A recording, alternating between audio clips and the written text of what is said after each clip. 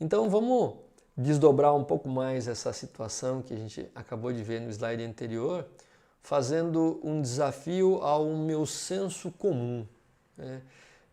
Para ter uma relação mais harmoniosa. Então eu vou mostrar a você nesse slide dois tipos de senso, de abordagem de problema, um que a gente muitas vezes está acostumado a ter no dia a dia e um que é a nossa crença comum, e uma crença da TOC, que é a crença da teoria das restrições, né, de Theory of Constraints, que é muito interessante e faz a gente pensar um pouquinho diferente, faz a gente se desafiar um pouco desse pensamento tradicional que a gente costuma muitas vezes a ter no dia a dia. Eu praticamente tinha muito esse senso comum quando eu iniciei a minha carreira e uma boa parte do início, até que a gente começa a verificar que nós precisamos praticar um outro senso. Então vamos imaginar que nós tenhamos aí realmente um problema na qual um lote de peças saiu com um problema de qualidade. Então vamos imaginar que o supervisor, o coordenador, o encarregado, o monitor, o líder de produção, ele realmente se deparou com esse efeito indesejável, né? Um efeito indesejável onde eu tive um lote de peças com muitos problemas de qualidade. Agora, pessoal, por que que esse lote teve problemas de qualidade? Para a teoria das restrições, tudo na vida é uma relação de causa e efeito. Então, se eu tive um problema problema de qualidade num lote de peças, qual foi a causa? Então, vamos lá. Então, eu tive um problema de qualidade num lote de peças porque o operador não detectou um problema em sua estação de trabalho. Então, aí está o primeiro porquê. Agora, por que que o operador não detectou o problema de qualidade em sua estação de trabalho? Então, por que que isso aconteceu?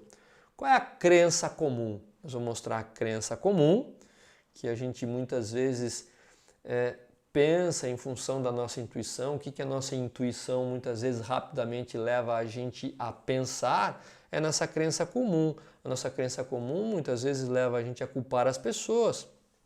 Olha, o operador não detectou um problema em sua estação de trabalho porque o operador é descuidado, né?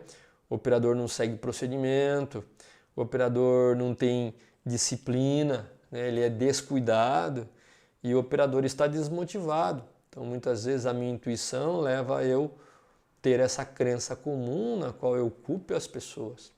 Agora, será que realmente o operador não detectou esse problema de qualidade e ela acabou passando em função dessa crença comum? Ou existe uma outra crença, né, que é a crença que a teoria das restrições ela defende para que você desafie a pensar conforme essa crença, que é uma crença que você não culpa as pessoas, você culpa as políticas que governam aquele sistema.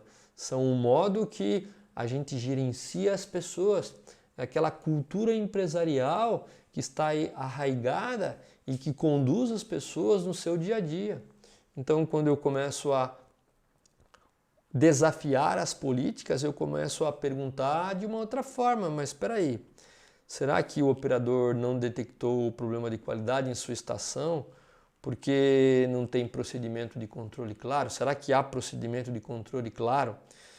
Será que o operador está muito bem informado em relação à importância desses controles e entende o porquê ele tem que se preocupar, o porquê ele tem que controlar? Alguém já disse isso a ele? Será que existem condições para ele executar os seus planos de controle? Será que o operador ele está hábil, ele tem a habilidade para executar muito bem os planos de controle? Será que o operador ele é cobrado regularmente em relação à execução? Será que ele é auditado regularmente em relação a esses procedimentos? Então, eu começo a verificar a diferença, que é o senso comum, que muitas vezes nos leva a culpar as pessoas, e um outro senso completamente diferente, que talvez a gente aplique muito pouco, de culpar as políticas, culpar o modus operandi com que a gente administra o setor, né? Então, olha só a diferença. E o que muitas vezes a gente leva a crer, né? A gente leva a crer que, como Sócrates nessa figura diz, ninguém faz o mal voluntariamente, né? Ninguém faz o mal voluntariamente. Então, se ninguém faz o mal voluntariamente, eu preciso, a princípio, realmente descartar essa crença comum. Por quê? Eu preciso desafiar e questionar as políticas e a cultura local. O que é cultura, pessoal? Cultura é como uma empresa se comporta, como uma empresa ela tem as suas atitudes diariamente pelo sistema de gestão e que não está escrito em nenhum lugar. Aquilo é cultura, né? E muitas vezes você vai naquela cultura porque nós somos induzidos e a gente não percebe.